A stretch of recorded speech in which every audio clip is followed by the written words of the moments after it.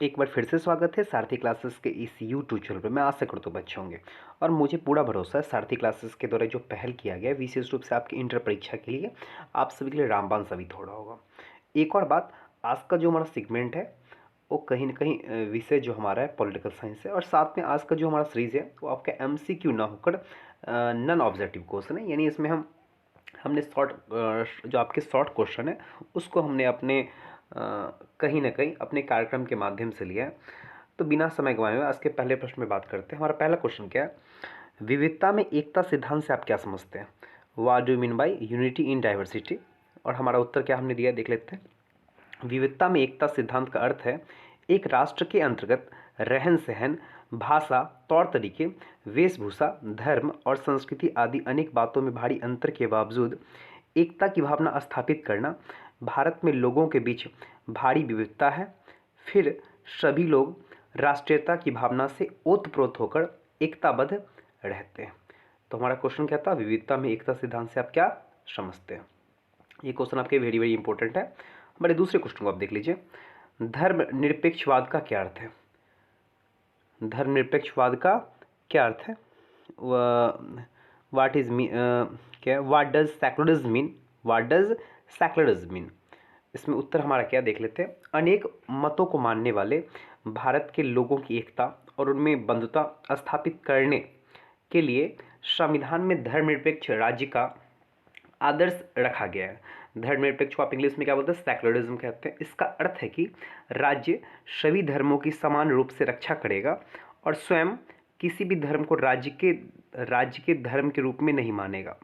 राज्य के इस धर्मनिरपेक्ष उद्देश्य को विनिर्दिष्ट रूप से उद्देशिका में संविधान 42वां संविधान संशोधन अधिनियम 1976 के द्वारा पंथ निरपेक्ष शब्द अंतः स्थापित करके सुनिश्चित किया गया। तो यही हमारा क्वेश्चन क्या था, धर्मनिरपेक्षवाद का क्या अर्थ है?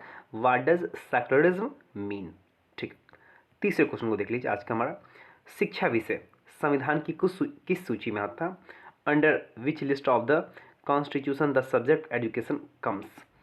संविधान में 1976 में 42वें संविधान संशोधन के द्वारा शिक्षा विषय समवर्ती सूची में रखा गया। समवर्ती सूची को आप इंग्लिश में कहते हैं कंसर्ट लिस्ट कहते हैं। 1976 के पूर्व यह शिक्षा राज्य सूची में आता था। भारतीय संविधान के मौलिक अधिकार, राज्य के नीति निर्देशक तत्व एवं मौलिक कर्तव्य से शिक्षा को जोड़कर इसे सार्वभौमिक रूप प्रदान किया गया। यानी कहने का मतलब ये हुआ कि जो शिक्षा का वर्णन आपके फंडामेंटल राइट्स में भी है, DPS में भी है और साथ में आपका फंडामेंटल ड्यूटीज़ में भी है।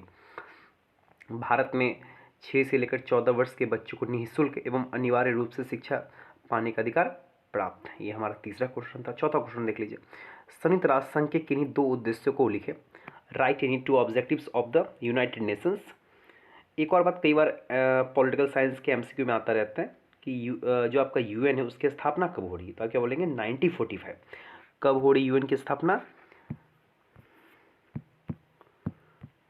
UN में संयुक्त राष्ट्र संघ 1945 में हो रही है। तो इसमें देख लीजिए, संयुक्त राष्ट्र संघ एक ऐसी अंतर्राष्ट्रीय संस्था है जिसकी स्थापना 24 अक्टूबर 1945 को हुई थी। इस संस्था का मुख्य कार्यालय न्यूयॉर्क यानी अमेरिका में। इसके हेडक्वार्टर आपके कहाँ है? न्यूयॉर्क में है। इसके उद्देश्य को देख लेते हैं, एम्स को देख लेते हैं। तो पहला हमारा कि अंतर्राष्ट्रीय शांति और सुरक्षा को बनाए रखना। ऑप्शन बी, भिन्न भिन्न राष्ट्रों के बीच में मैत्रीपूर्ण संबंधों को बढ़ाना। ऑप्शन सी, आपसी सहयोग द्वारा आर्थिक, सामाजिक, सांस्कृतिक तथा मानवीय ढंग की अंतर्राष्ट्रीय समस्याओं को हल करना। ऑप्शन डी, ऊपर दिए गए हितों की पूर्ति के लिए भिन्न भिन्न राष्ट्रों की कार्यवाही में तालमेल करना। तो ये हमारे 4 क्वेश्चन थे। ठीक है, 5वां क्वेश्चन देख लीजिए, निर्वाचन व्यवस्था में 4 सुधार बताइए। State for reforms in the election system. निर्वाचन प्रणाली कोई भी हो अपने आप में पूर्ण नहीं होती, उसमें अनेक कमियां देखने को मिलती हैं, जिसमें समय समय पर सुधार के लिए सुझाव आते रहे जो निम्नलिखित है। पहले पॉइंट को देख लीजिए, राजनीतिक दलों को एक अनुपात में सीटें मिले, इसके लिए चुनाव में समानुपातिक प्रतिनिधित्व प्रणाली लागू किया जाना चाहिए। यानी कहने का मतलब ये हुआ हम इस प्रकार के सिस्टम को लागू कर सकते हैं। दूसरा, निर्वाचन में महिलाओं के लिए 1/3 सीटों पर आरक्षण मिलनी चाहिए। ऑप्शन तीसरा, चुनाव में धन बल के प्रयोग पर रोक लगानी चाहिए। ऑप्शन चौथा, यानी चौथे पॉइंट को देख लेते हैं, चुनाव में अपराधी एवं अपराधी प्रवृत्ति के व्यक्ति पर चुनाव पर रोक लगानी चाहिए। और लास्ट हमारा क्या है, लास्ट पॉइंट, जाति एवं धर्म के आधार पर मतदान की अपील पे प्रतिबंध लगनी चाहिए।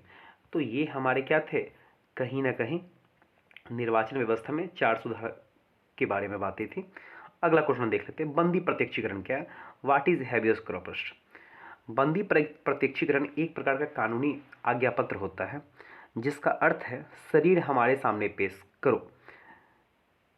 इस द्वारा न्यायालय बंदी बनाने वाले अधिकारियों को यह आदेश देता है कि बंदी बनाए गए व्यक्ति को निश्चित तिथि और स्थान पर न्यायालय में उपस्थित किया जाए, जिससे न्यायालय ये निर्णय कर सके कि किसी व्यक्ति को बंदी बनाए जाने का कारण वैध है या आपका अवैध है, लीगल है या आपका अनलीगल है।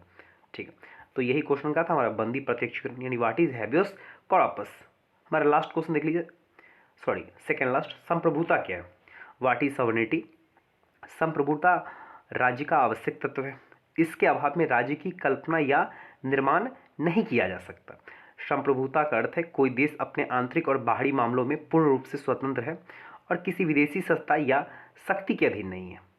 वह देश अपनी नीतियों को बनाने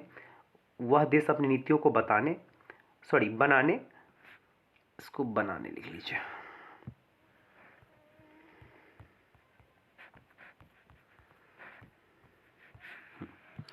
बनाने तथा उन्हें लागू करने में पूरी तरह से क्या होता है, स्वतंत्र होता है। किसी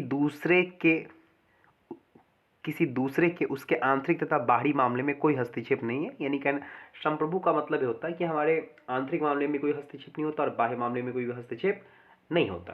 और आज का लास्ट क्वेश्चन क्या है, भूमंडलीय तापन क्या है, व्हाट इज ग्लोबल वार्मिंग। जब कभी धरती के तापमान में वृद्धि होती है, अनेक समस्याएं उत्पन्न होने की संभावनाएं बढ़ जाती है। कार्बन डाइऑक्साइड तथा कार्बन मोनोऑक्साइड में वृद्धि के कारण ताप बढ़ता है, बर्फ पिघल सकता है तथा प्रलय की संभावना को नजदीक लाता है। इसलिए पर्यावरण संरक्षक आवश्यक है। इसके लिए ग्रीन हाउस गैसेज तथा असंतुलित रूप से प्राकृतिक के संसाधनों को दोहन करना ही क्या है, आपका जिम्मेवार है। तो मैं आशा करता हूँ कि सारथी क्लासेस के द्वारा ये जो पहल किया गया विशेष रूप से इंटर परीक्षा के लिए आप सभी के लिए रामबाण साबित हो रहा होगा। और मैं फिर से कहूँगा, जो पहले भी कहता हूँ, आप किसी वीडियो को एक बार मत देखिए, कई लेवल पे देखिए। इससे ये होंगे कि आपको टॉपिक पे पकड़ आ जाएगा। तो आज के लिए इतना ही। Thank you, good night.